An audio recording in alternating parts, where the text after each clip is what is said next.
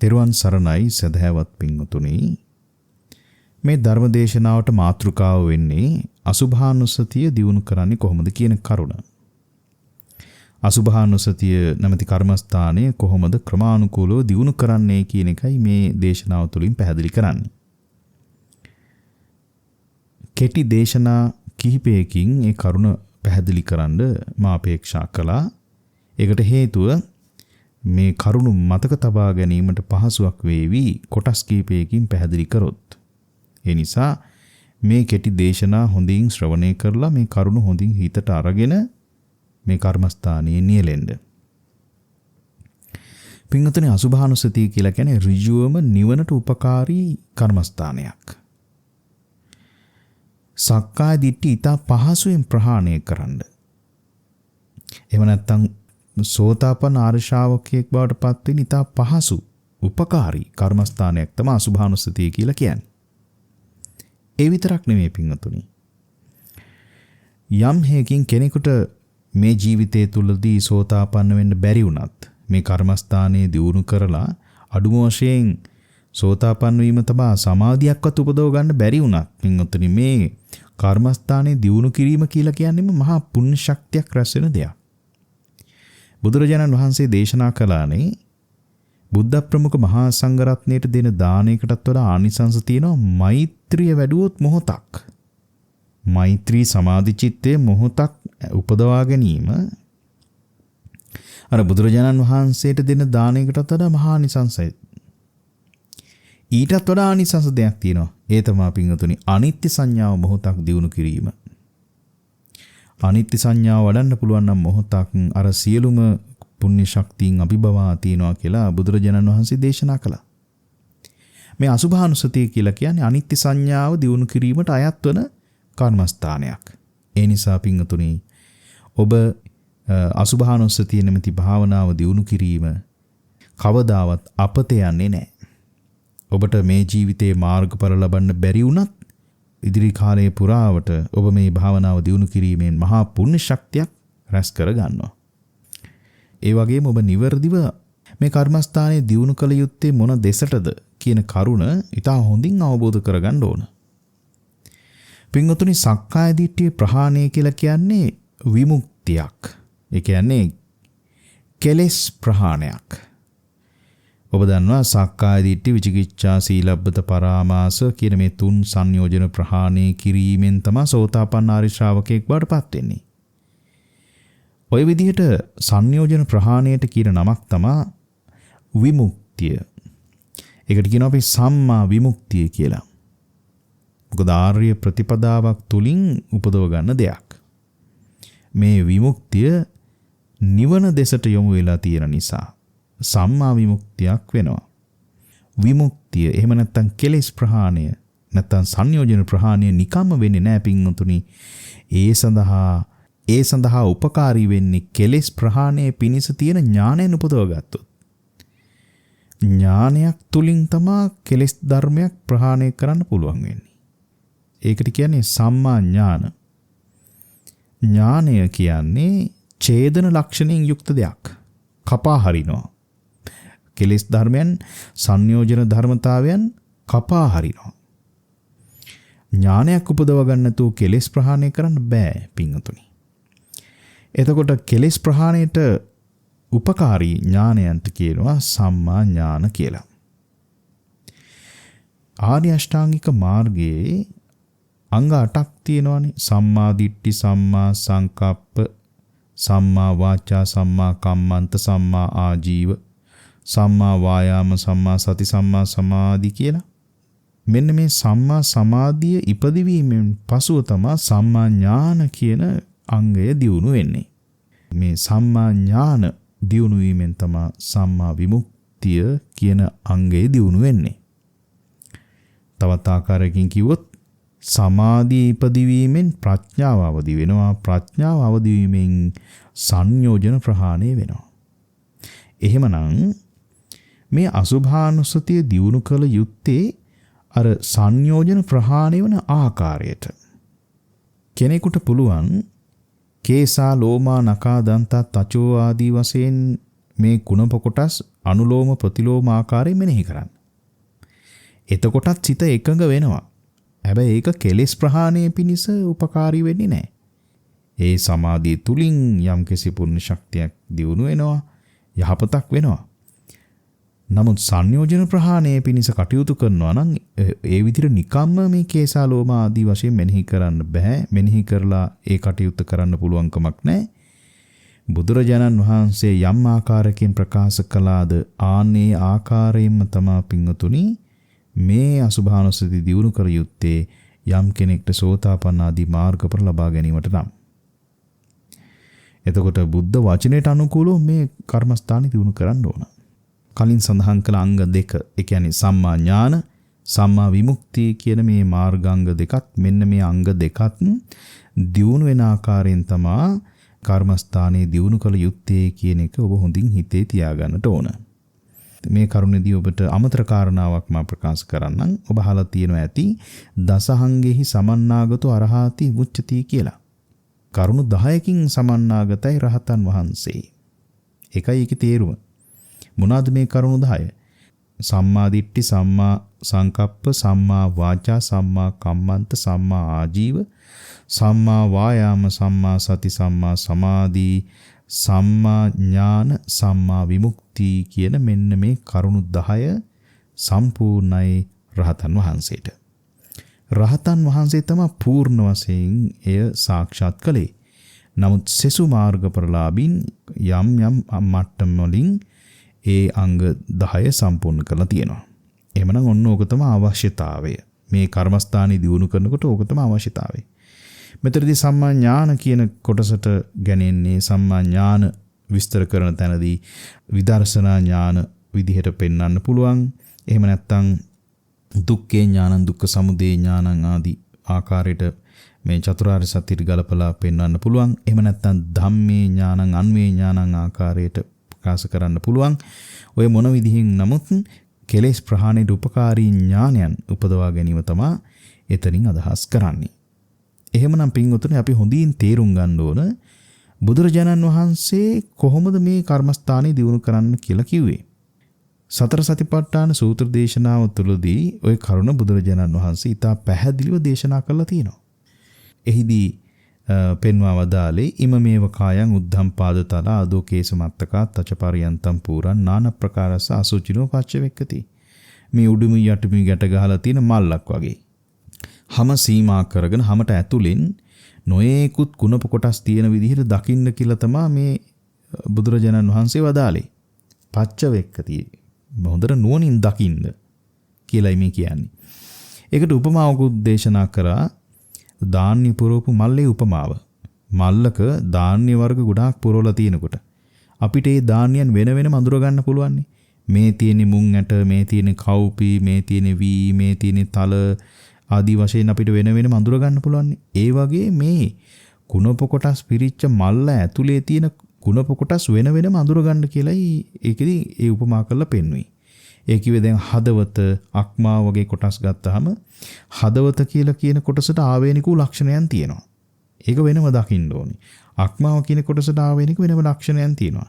ඒවා වෙනම දකින්න ඕනි. ආන්න ඒකයි එතනදී ඒ උපමාවෙන් පෙන්වා වදාලේ. ඒ වගේම ඊළඟට දේශනා කරා මේ තමන්ගේයි හැඟෙන ශරීරයේ කොටස් නුවණින් විමසනවා වගේම බහිද්ධාවා කායේ කායනුපස්සී විරති. බාහිර විදිහට හැඟෙන කයවල් තියෙනවානේ. ආන්න ඒ කයවල් වලත් මෙන්න මේ කුණප කොටාසෙන්ම තමයි තියෙන්නේ කියලා සිහි කරගන්න කියනවා.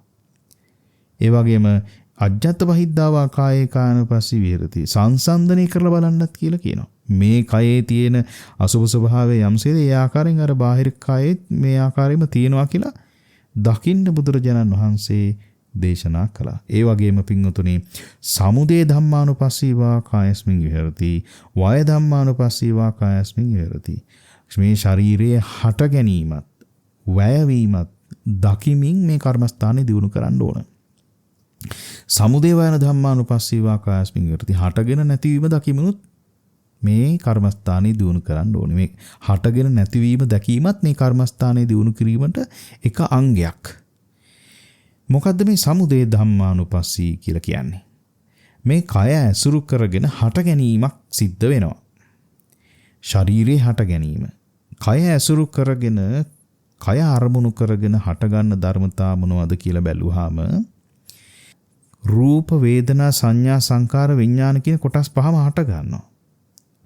රූප වේදනා සංඥා සංකාර විඥාන කියන මේ කොටස් පහම හටගෙන නැති වෙනවා. එහෙමනම් මොන කොටසද මේකේ බලන්න කියලා කියන්නේ? ප්‍රථමයෙන්ම බලන්නේ පින්වතුනි රූපස්කන්ධය. රූපස්කන්ධය කියන්නේ මේ එතනදී මේ ශරීරස්කන්ධය, මේ ශරීරය තමයි රූපස්කන්ධයට ගෙනියන්නේ. ශරීරයේ කොහොමද හටගන්නේ? කර්ම, චිත්ත, ඍතු, ආහාර කියන කොටස් වලින්. කර්මය නිසා හටගන්නවා මේ රූපස්කන්ධය, චිත්තේ නිසා, ඍතු විපර්යාස නිසා, අපි ගන්න කබලින්කාර ආහාරයන් නිසා මේ ශරීරයේ හට ගැනීම, එහෙම නැත්නම් රූපස්කන්ධේ හට ගැනීම සිද්ධ වෙනවා.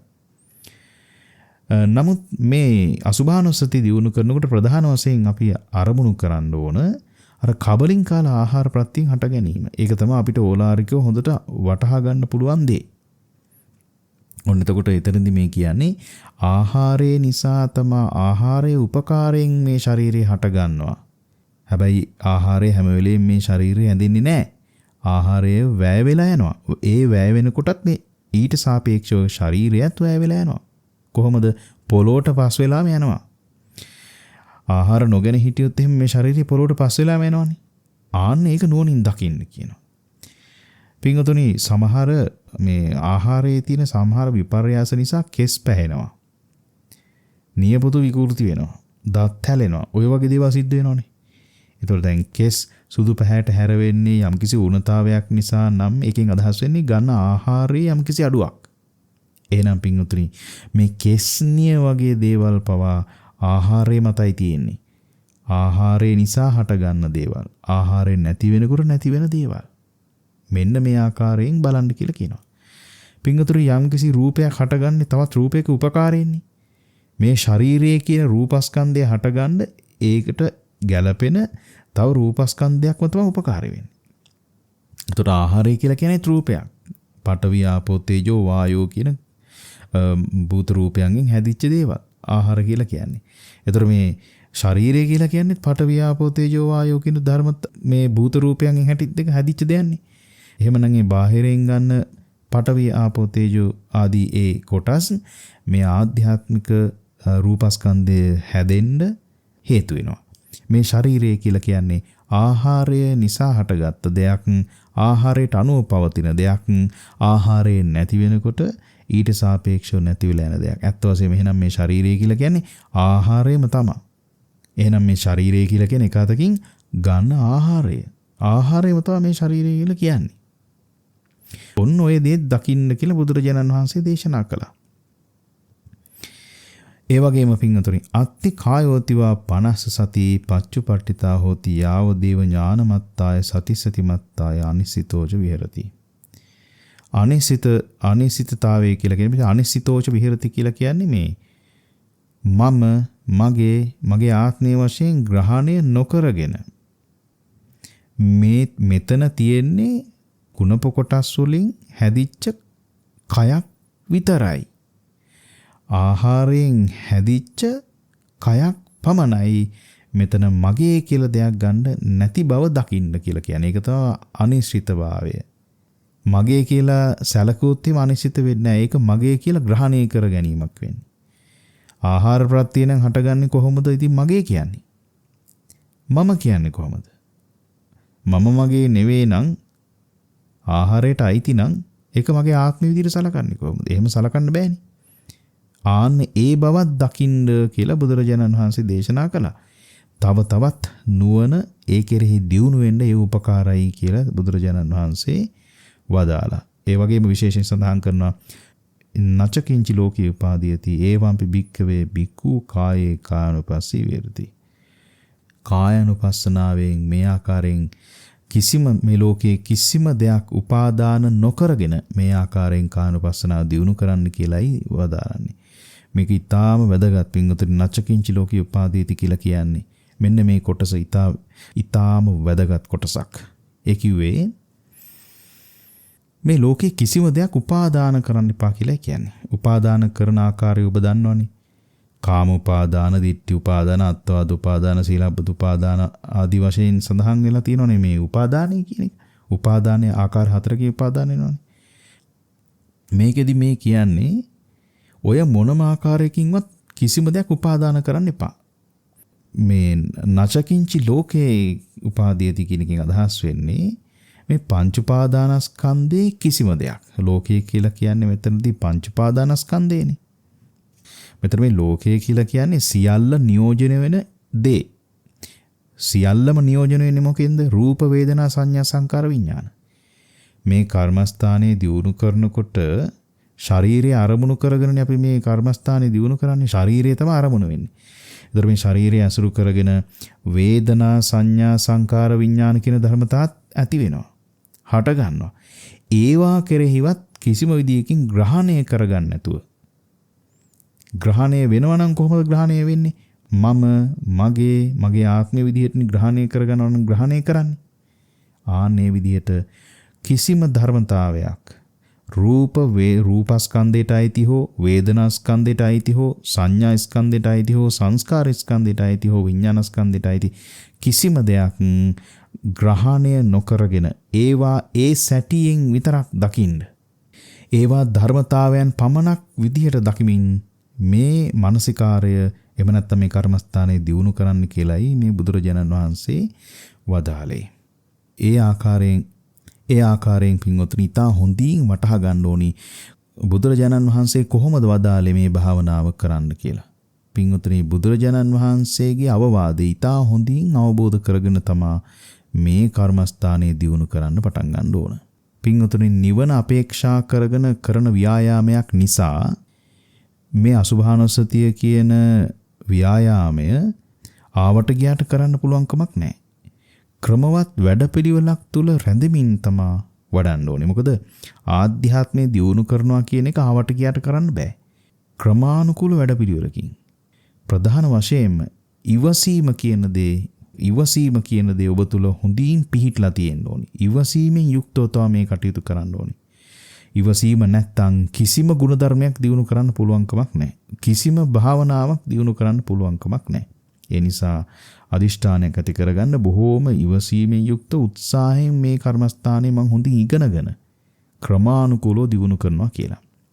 ප්‍රථමයෙන් ඔබ කරන්න ඕන දේ තමයි කේසා ලෝමා නකා දන්තා තචෝ ආදී තියෙන මේ කොටස් 32 හොඳින් කටපාඩම් කරගන්න ඕන. පාලියෙන් කටපාඩම් කරගන්න ඕනි. මේ සිංහල තේරුමත් මතක තියාගන්න ඕනි. මේක කටපාඩම් කරන්න අමාරු නෑ පින්වතුනි. බොහොම ලේසි ක්‍රමයක් මං කියන්නම්. ඒ තමයි කොටස් වශයෙන් වෙනම පාඩම් කරගන්න ඕන. උදාහරණයක් විදිහට ගත්තොත් කේසා ලෝමා නකා දන්තා තචෝ කියලා කොටස් 5ක් ඉස්සෙල්ලා කටපාඩම් කරගන්නවා. අනුලෝම වශයෙන්. ඒ කොටස් 5 ප්‍රතිලෝම වශයෙන් උත් පාඩම් කරගන්නවා. තචෝ දන්තා නකා ලෝමා කේසා. කේසා ලෝමා නකා දන්තා තචෝ දන්තා නකා ලෝමා කේසා. මේක එක දවසින් කරගන්න පුළුවන්. නමුත් ඔබට එහෙම කරගන්න බැරි වුණත් දවස් 2කින් හරි කරගන්න. එකපාරට මතක නොවුනොත් ඉතින් වතාවන් කීපයක් උත්සාහ කරලා මතක තියාගන්න. ඒක මතක තියාගත්තට පස්සේ ඊළඟට තවත් කොටස් ටිකක් ගන්නවා. කොටස් 5ක් ගන්නවා. මන්සන් නහාරෝ අට්ටි මිංජා වක්කං. ඊළඟට තියෙන කොටස් 5. ඔබට මේ සම්බන්ධයෙන් ලියවිලා තියෙන යම්කිසි පත්‍රිකාවක් හෝ සූත්‍ර පාඨයක් උපයෝගී කරගෙන එහෙම තමයි මේ කටපාඩම් කරගන්න සිද්ධ වෙන්නේ. ඉතින් ඒ සඳහා ඔබට යම්කිසි අධ්‍යයනයක නියැලෙන්න සිද්ධ වෙනවා. ඒ සඳහා තොරතුරු හොයාගන්න සිද්ධ වෙනවා. ඉතින් ඔන්න මන්සන් නහාරු අට්ටි මිංජා වක්කං කියලා පාඩම් කරගෙන දැන් ආපස්සට පාඩම් කරනවා. වක්කං අට්ටි මිංජා අට්ටි නහාරු මන්සන්. එතනින් නතර කරන්නේ නැතුව තචෝ දන්තා නකා ලෝමා කේසා කියලා දිගටම ඊතුරු කලින් පාඩම් කරපු කොටස් 5ත් මෙනෙහි කරනවා.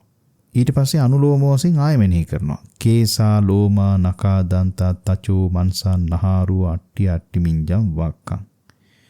ඔන්න ඔය විදිහට කොටස් වලට බෙදාගෙන ටික පාඩම් කර ඉස්සරහට ගියාම පින්තුනේ අනුලෝම ප්‍රතිලෝම වශයෙන් ඊට හොඳින් පාඩම් කරගන්න පුළුවන් වෙනවා. ඊටාම ලේසියෙන් පාඩම් කරගන්න පුළුවන් වෙනවා.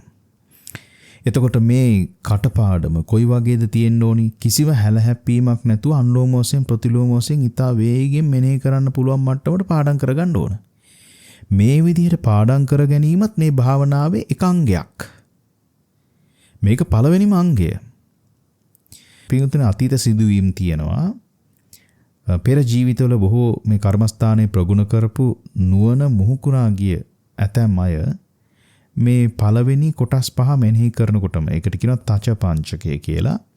කේසා ලෝමා නකා දන්තා තචෝ කියන ඒ කොටස් පහ මෙනෙහි කරනකොටම මාර්ගඵල ලැබුවා කියලා සඳහන් වෙනවා. ඉතින් ඔබ මේ කටපාඩම් කරගත්ත පමණින්ම මාර්ගඵල ලබනවා කියන තැනට පැමිණෙන්නට එපා. මා එකකින් අදහස් කරේ මේ විදිහට මේ කොටස් 32 අනුලෝම වශයෙන් ප්‍රතිලෝම වශයෙන් කටපාඩම් කරගෙන එය සජ්ජායනා කිරීම ඊටාම වැදගත් දෙයක් කියන එකයි එකෙන් මම කියන්න අදහස් කරේ. කෙනෙකුට පුළුවන් වචනයෙන් ප්‍රකාශ නොකර කේසාලෝමා නකාදන්තා තතෝ කියලා මනසින් මෙනෙහි කරගෙන මේක පාඩම් කරගන්න.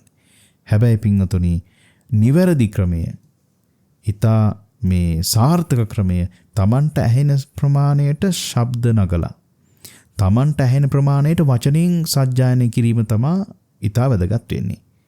කේසා ලෝමා නකා දන්තා තචෝ ආදී වශයෙන් Tamanට ඇහෙන විදිහට ගොඩාක් හයියෙන් ප්‍රකාශ කරන්න ඕනේ නැහැ. වචනය මේ හඬ පිට වෙන ආකාරයෙන් වචන ප්‍රකාශ කරමින් පාඩම් කරනකොට ඊටා හොඳින් ඉක්මනින් පාඩම් හිටිනවා. ඉතින් ඔන්න පළවෙනි පියවර තමයි මේ කොටස් 32 හොඳට අනුලෝම ප්‍රතිලෝම වශයෙන් පාඩම් කර ගැනීම.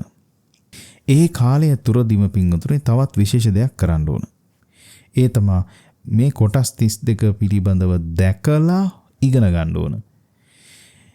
ඒ කියන්නේ හදවත, අක්මාව කියන කොටස් පවා, වකුගඩු කියන කොටස් පවා, තෙල් මද කියන කොටස් පවා, ඒ වගේ වර්ණය කොයි වගේද, හැඩය කොයි වගේද, පිහිట్లా තියෙන කොතනද ශරීරේ, ඒ කොටස් වල වටේට තියෙන අනිත් අවයව මොනවද කියන කරුණු පිළිබඳව.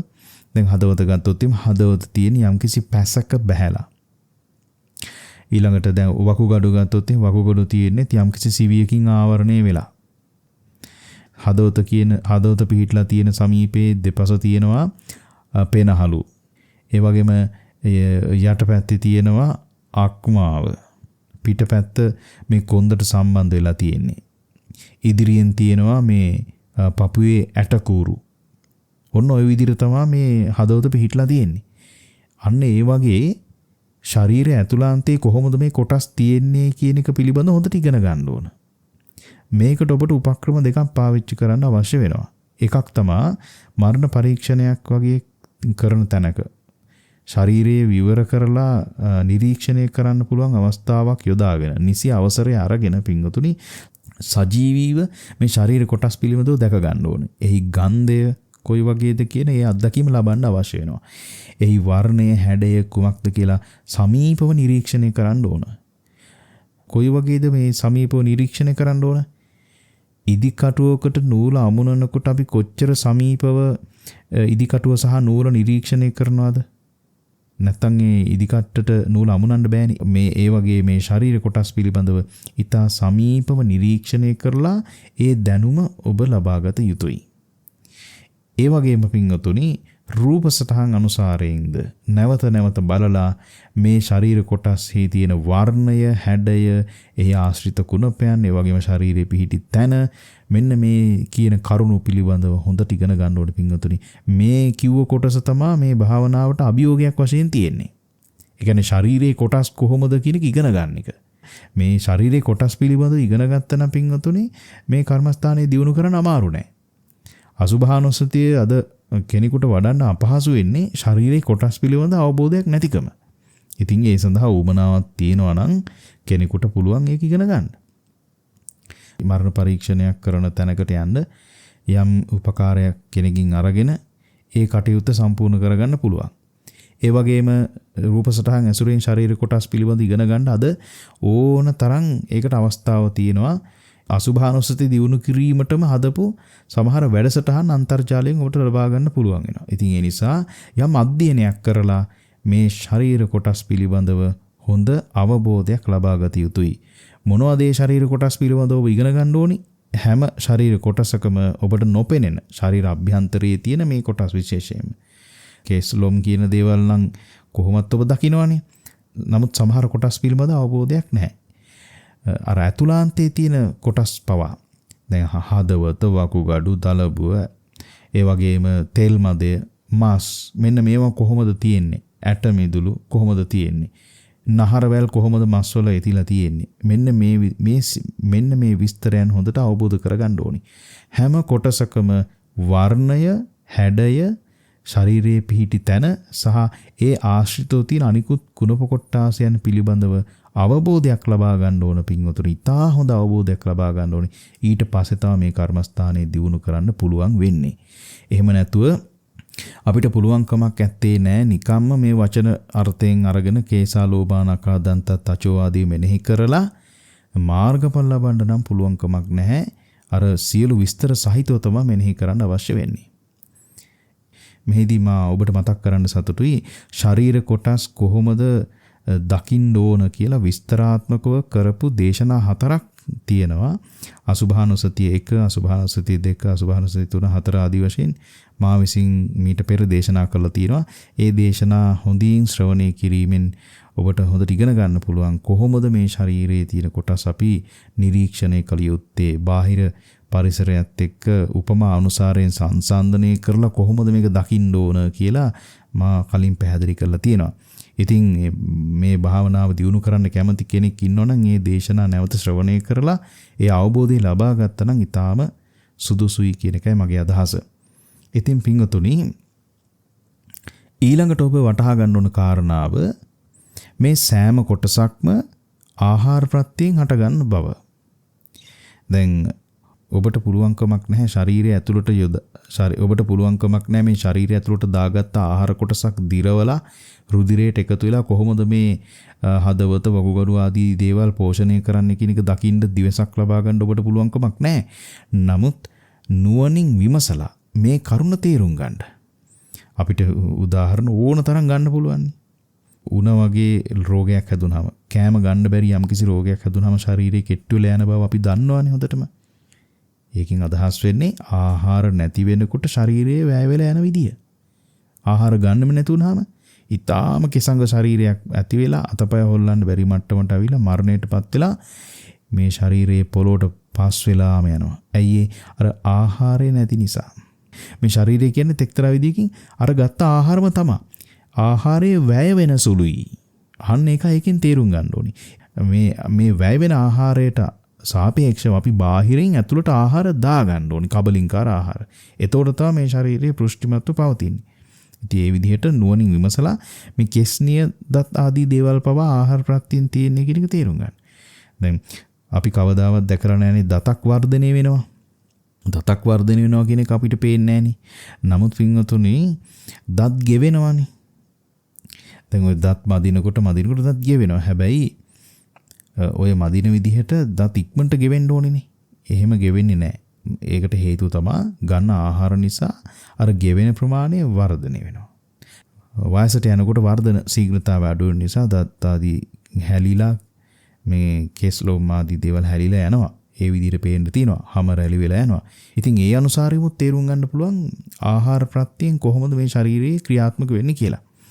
ඔන්න හොඳට අවබෝධ කරගන්න පින්වතුනි. ආහාරය නිසා තමයි මේ ශරීරය හටගන්නේ. ආහාරය නිසා තමයි මේ ශරීරය පවතින්නේ. ආහාරයට අනුව ආහාර නැති වෙනකොට මේ ශරීරය වැය වෙලා යනවා කියන ධර්මතාවයත් අවබෝධ කරගත යුතුයි.